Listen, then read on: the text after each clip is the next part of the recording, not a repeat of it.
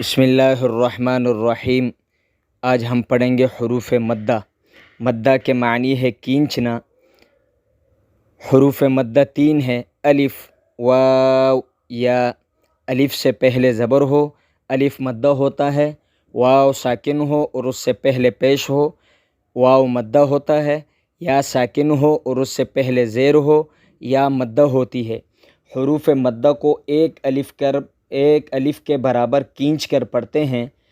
حروف مدہ کو پڑھتے وقت تین باتوں کا خیال رکھنا ضروری ہے: کھینچ کر پڑھنا ہے، بغیر جھٹکا دیے پڑھنا ہے، معروف پڑھنا ہے۔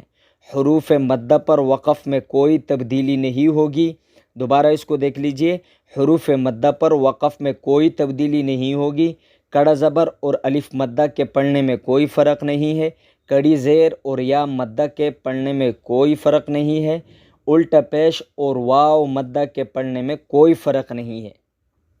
حروف مدہ کے بعد والا حرف وقف کی وجہ سے ساکن ہو رہا ہو تو حروف مدہ کو تین الف کے برابر کھینچ کر پڑھیں گے۔ یہ قاعدہ دوبارہ سن لیجئے، حروف مدہ کے بعد والا حرف وقف کی وجہ سے ساکن ہو رہا ہو تو حروف مدہ کو تین الف کے برابر کھینچ کر پڑھیں گے۔ آخری حرف پر دو زبر کی تنوین آ جائے تو وقف کی حالت میں الف مدہ سے بدل کر پڑھیں گے۔ آخری حرف پر دو زبر کی تنوین آ جائے تو وقف کی حالت میں الف مدہ سے بدل کر پڑھیں گے۔ اب ہم اس کی مشق دیکھ لیتے ہیں۔ یہ الف خالی ہے، یعنی الف کے اوپر کوئی زبر نہیں ہے، یعنی یہ حمزہ نہیں ہے بلکہ الف ہے۔ الف سے پہلے یہ زبر آیا، الف مدہ ہوگا، اس کو ایک الف کے برابر کھینچ کر پڑھیں گے۔ واو ساکن ہے اور اس سے پہلے پیش آیا، واو مدہ ہے، ایک الف کے برابر کھینچ کر اس کو پڑھیں گے۔ یا کے اوپر جزم آیا، یا ساکن ہے اور یا ساکن سے پہلے زیر آیا تو اس کو حروف مد یا ساکن حروف مدہ یا مدہ ہے اور حروف مدہ میں آ گیا تو لہٰذا اس حروف مدہ کو یا مدہ کو ایک الف کے برابر کھینچ کر پڑھیں گے۔ اس کے بھی تین طریقے پڑھنے کے ہیں۔ پہلا طریقہ ہے جوڑ اور رواں: با الف زبر با، با واو پیش بو، با یا زیر بی۔ اسی طریقے سے اس کا صرف جوڑ جو ہے تا الف زبر، تا واو پیش، تا یا زیر۔ لیکن ہم نے پہلے بھی کہا تھا کہ ہم نے فوکس اور توجہ جو دینی ہے وہ صرف رواں کے اوپر دینی ہے، لہٰذا اس کی بھی ہم رواں پڑھیں گے۔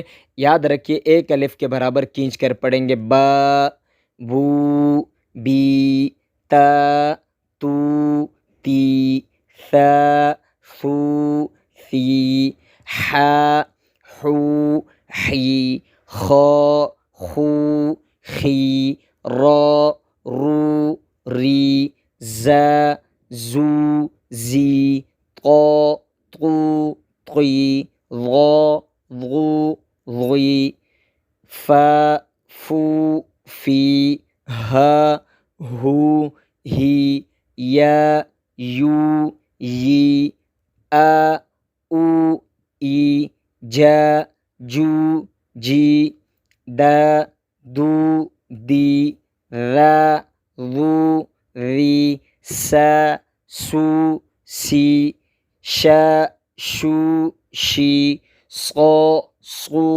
صی، ظا، ظو، ظی، عا، عو، عی، غا، غو، غی، قا، قو، قی، کا، کو، کی، لا، لو، لی، ما، مو، می، نا، نو، نی، وا، وو، وی۔